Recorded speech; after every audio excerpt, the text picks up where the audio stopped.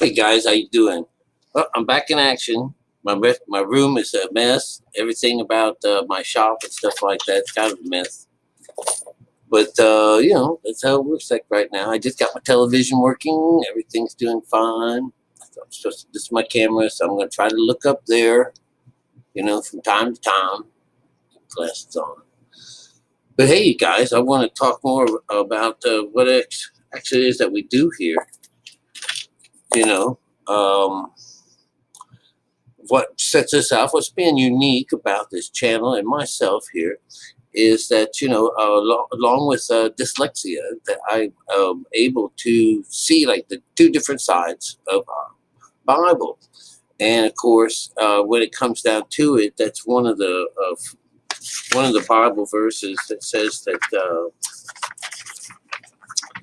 in Second Corinthians, this is Paul speaking. It's Paul saying, who also hath made us able ministers of the New Testament, not by the letter, but by the Spirit. And it's for the letter killeth, and the Spirit giveth life. So this is one of your lead-on sentences. You might want to say that as something that would show you that it alludes to two different stories. One of them by what you see, the letter, and the other one by what you can't see. It's the Spirit.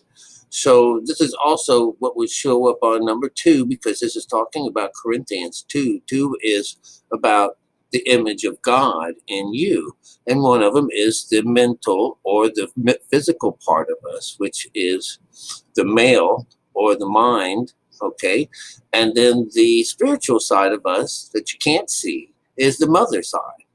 And this is brought to life as being honoring mother and father in order to achieve the different values that you would get from our Bible and reading it by the Spirit versus by the Word. Now, of course, the way it works out is that everyone is in this state of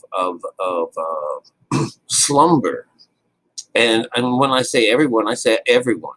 Everyone comes into this world without being connected to God. And so it gives God the hands up or the heads up, or the hand gives him the upper hand when it comes down to judging you, because no one is like him. No one is like him until you've done your works, until you've gone through what you have to go through. And so, anyways, we're talking about that. The works represents what goes on inside of our bodies. All right, but the tree of life, the tree of good and evil, all of these are the same things. They're all, and even from the Old Testament to the New Testament, and they also reach into other religions, all talking about the very same origins of energies within our bodies, centered around the number 7. All right, and 7 is this world of the chakra system inside of us. And religion has done their best to try to keep this part gone, keep it killed off. You would see that in the Bible, he gets scourged on his back and he has his crown thrown on his head and stuff like that. Well, it's creative writing, because within that writing is a code that just runs rampant through the whole Bible, and other Bibles and other things that speak of the same energy called God. And God comes in twos. It's always been that way. It always has been a mother and the father. The father is the male side of the mind, and mother is the right side of the mind, where we're asked to toss our nets over to. All right, so what I do is actually just show you how mechanical the Bible is. And so it would take away this idea that someone just wrote this down, or someone had a memory of this from years and years ago. And that with this going on, they were able to maintain their Bibles through the years in its perfect form. But I would say, nah, not really. Because you know, a lot of people say that the Bible has taken on men's idea that a man or someone, a priest or something like that, have gone through our Bible and screwed it up. But no, they just left old Bibles and other parts of Bibles and other information out, just gone, you know, but they all had the code in them. And when I talk about the code, there's a code from 1 through 9 that everything is based around. And yes, I discovered it because I could see it, but I've shared that with you. It's the way the Bible was put together. It's one of the strings that can unravel, if not the very string itself, that teaches us how to sow the seed inside of us correctly. It's just beautiful. So anyways, we have this, the way we understand this is Psalm 78, and this is by the second verse, all right? 78, that becomes a 6. 6 represents the top of the ladder, which is the works. You know, when Jacob goes up the ladder, or, you know, he sees this ladder in his dream, and at the top of the ladder, he sees God face to face. He calls the place Peniel, you know. Well, there's an awful lot of, you know, circumstance in that one bit of information from our Bible. Whereas it goes on to talk about the 7 churches, it goes on to talk about the 7 demons, it goes on to talk about the 7 angels, it goes on to talk about the 7 letters, you know, but listen, it all keeps talking about the same thing, this Kundalini process that works inside our body. And these are called the works, and you can have faith, but without the works, it makes you dead. That means you're spiritually dead, jail around. So anyways, he says, and this is 2, I will open my mouth with a parable, and I will utter dark sayings of old. This is Psalm 78, verse 2. This is the only way that God speaks to people is in symbolism. And so this is what it means to understand the Bible by the Spirit. Because that's where he's talking. He's talking to you through the Spirit. But to you people that can't see that side, that's because Ezekiel tells us that, you know, you've been set in a place of slumber where no matter what happened, no matter what you hear, see, or do, whatever, you're just not going to get it. You're not going to perceive it. Your heart's been hardened by God and you're gone. That's it. You just, you know, it's not ready for you yet. You got to wait. All right. Proverbs 1 through 7. Well, let's do this. Let's do it the correct way. 1 through 9, actually. Okay, because it's the number system, and let's see how well it works with our system. 1's going to represent you. Is going to introduce you to this, to what's coming next. All right. And in this situation, what you get is you get these 3 people, these 3 ideas, and these are the 3 witnesses. This is the 3 of you. Remember, everything comes in 3s with us. So who is this? You're going to be talking about, we're talking, this is about Proverbs.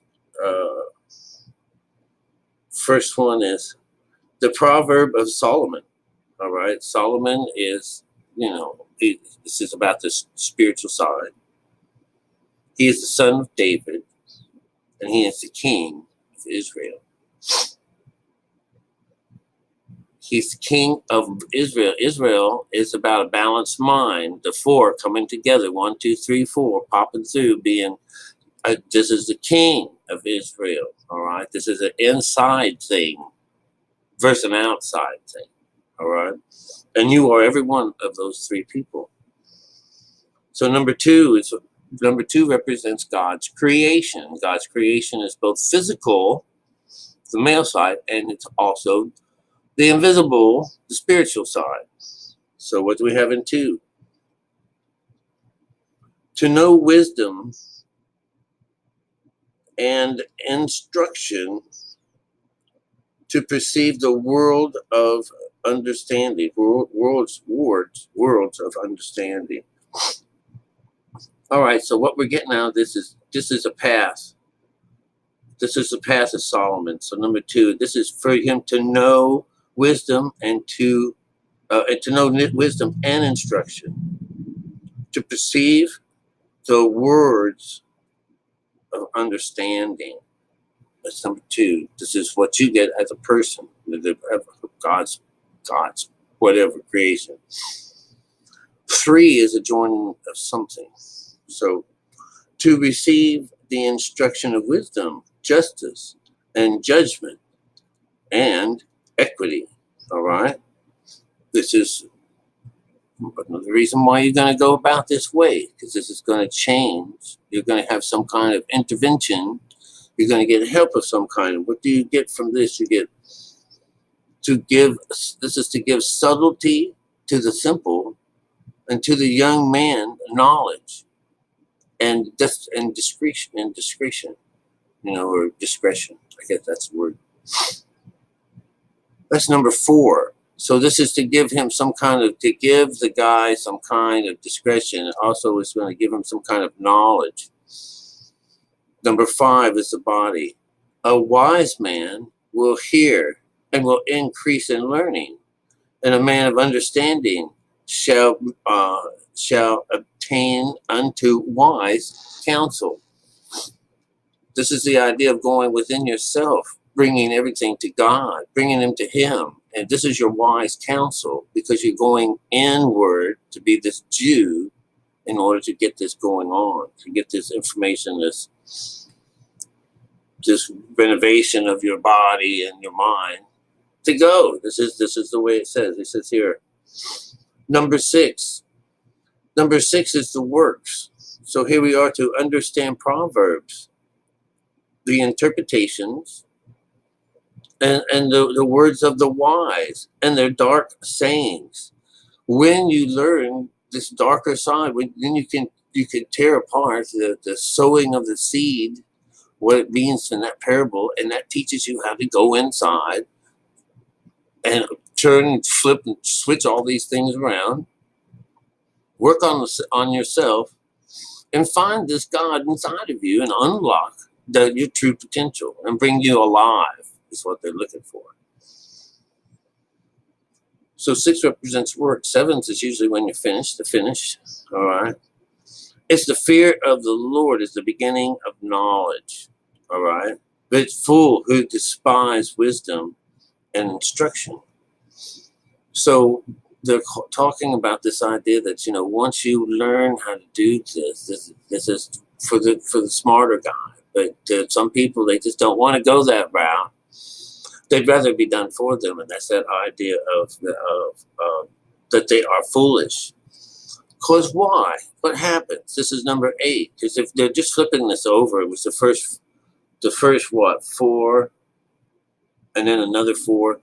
Here it goes. It says, "My son, hear this instruction of thy father, and forsake not the law of thy mother." That's number 8.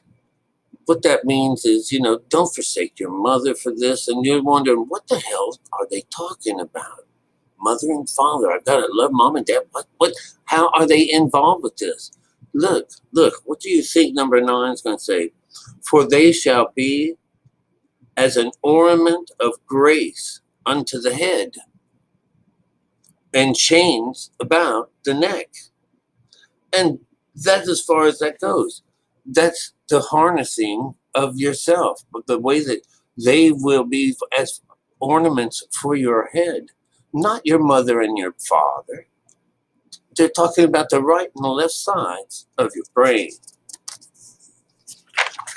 So in Galatians 4 is about worlds. The 4, they're going from west to east, going towards God. And that's going in a godly direction, going in the direction of God is to go towards the east where the sun rises. So here we are with 4 and 22, but this is all about, the Galatians is all about the worlds, changing your mind from this one mind to the other, which is what Jonah learns, that God doesn't kill people with a sword or with anything. He just kills them by changing their minds. He takes you away from the woman, takes you away from the stranger, makes you take away no more from her ever again. And that's it. And that's just weaning yourself off of the lower stuff, the lower side of your mind. That's all that's about. Doesn't mean anything crazy. So we have Galatians 4:22. For it is written that Abraham had two sons. This is talking about what an allegory is. All right. This is right in our Bibles. Okay. It is written that Abraham had two sons. One of the sons by a bondsmaid, and one by a free woman. All right.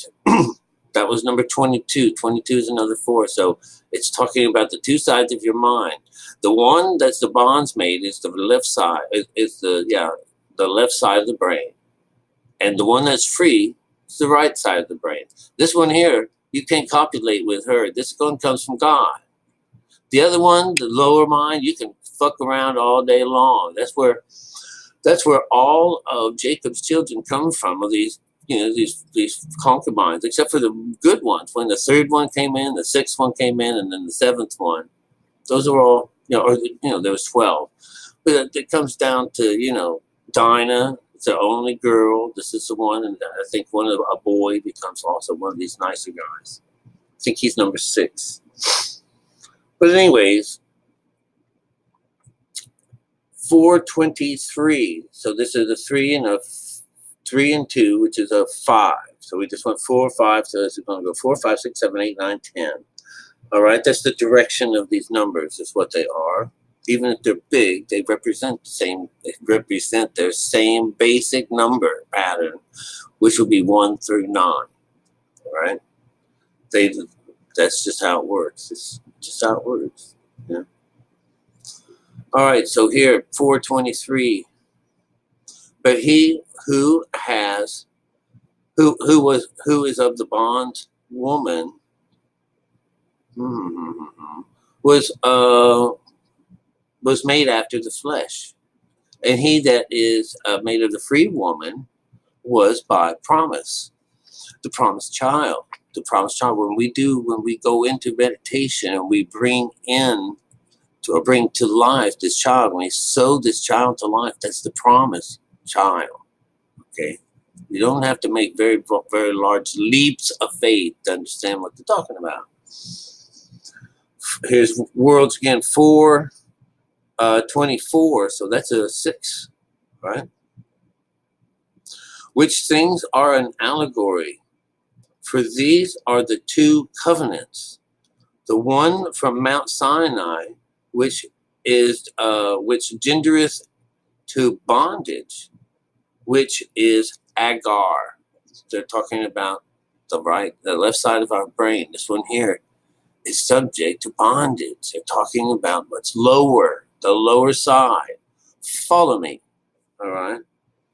For this Agar is Mount Sinai, and is in bondage with her children. This is 5. This is 4:25. So that's 6. So at the height of their ladder, it's in bondage with its children. 4:26. But Jerusalem, which is above, is free.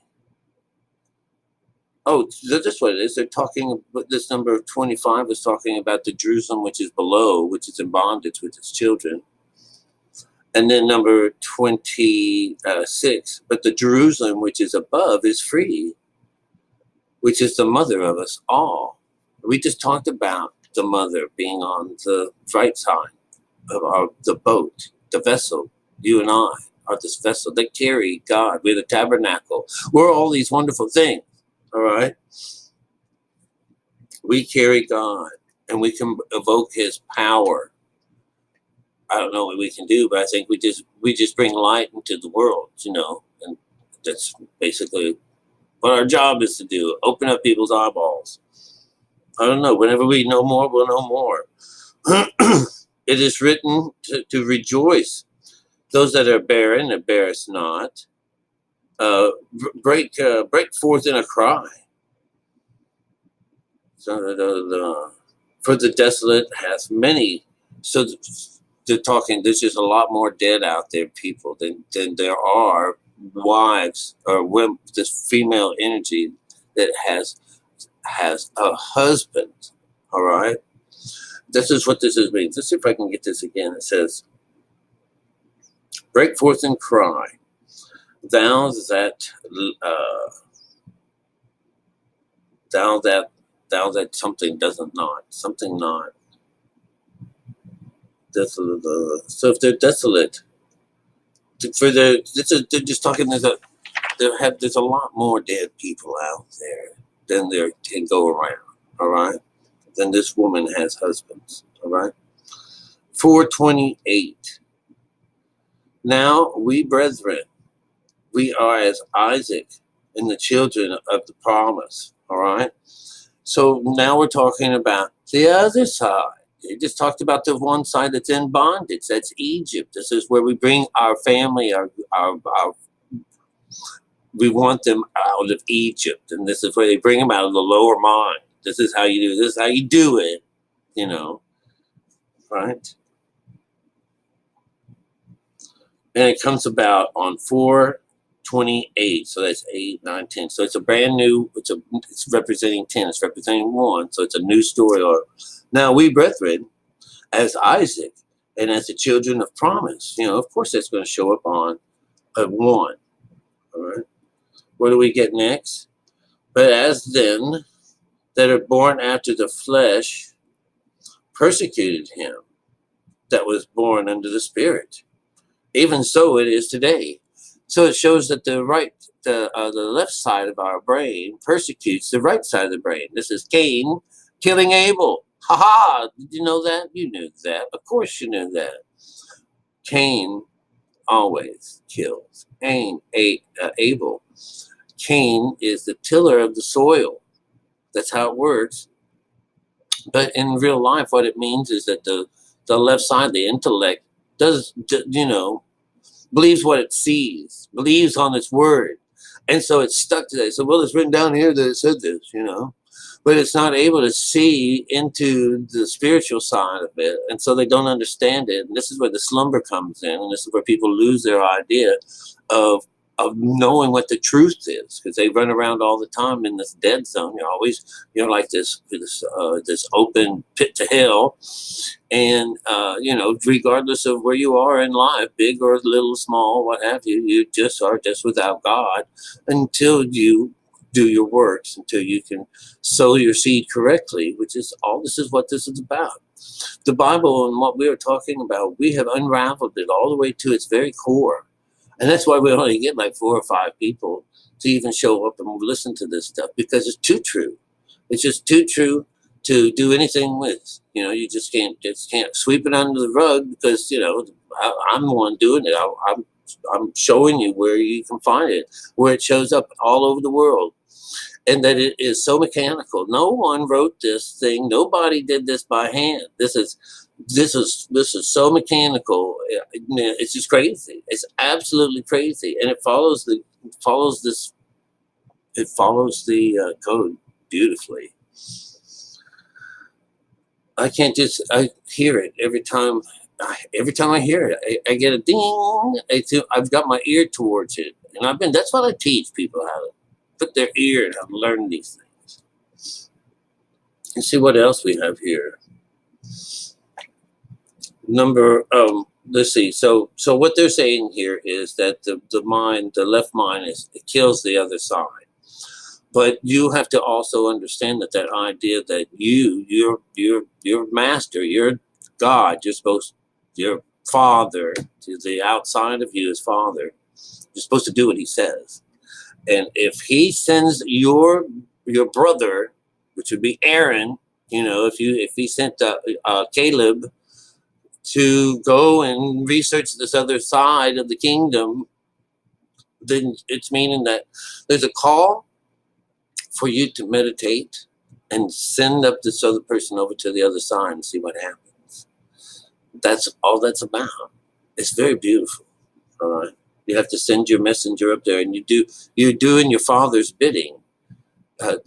When I have to go and do what my father sent me to do, and that is to honor mother and father, connect them. What other we have? We have nevertheless, what does the scripture saith? Is cast out of the bondwoman. What happens is you cast out the bondwoman and her son, which is father. You know, you're going to cast them out. They're not allowed to inherit this higher side. So you have to get rid of what is lower, and and that's religion. Once you get past the word and you start understanding how to sow the seed correctly, then you actually connect directly to God, to this energy, and bypass all of this,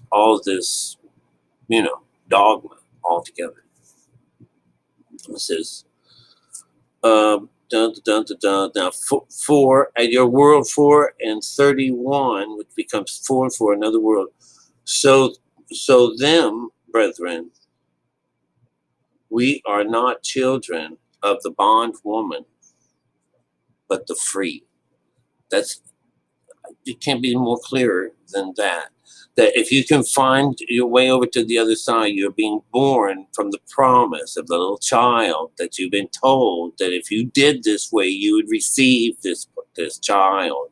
Just like Sarah got when she got the H in her name, when she got the breath of God in her name, when she went from Sarai to Sarah.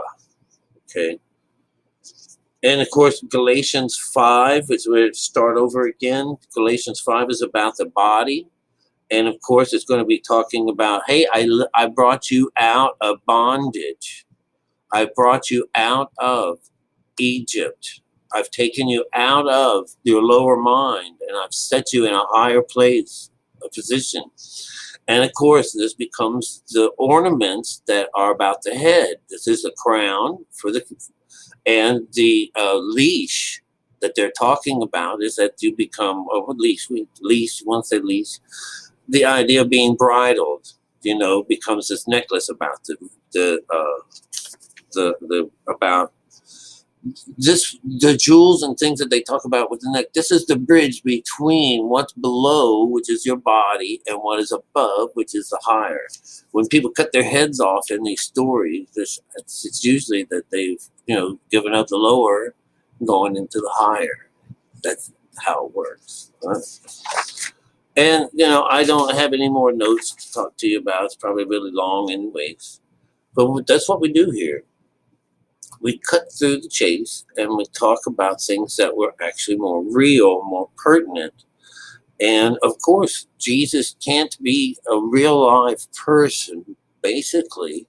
None of these true leaders of these different religions, wherever they came from, have to be real. What they have to, they represent you. They represent you. And you don't have to go get beat and killed and maimed and destroyed and tortured. They use it as dark language. That's just plain old living. That's what it takes to live here. And you can't get to heaven until you go through hell first. This is just as plain as day. All right. So when it comes down to it, none of us are brought into this world connected to God.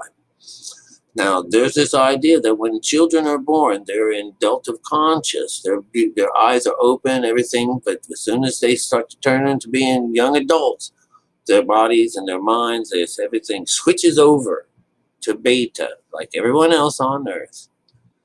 And the next thing that they have to do is find how to get back to delta frequency. And it seems as if this particular way, which represents basically,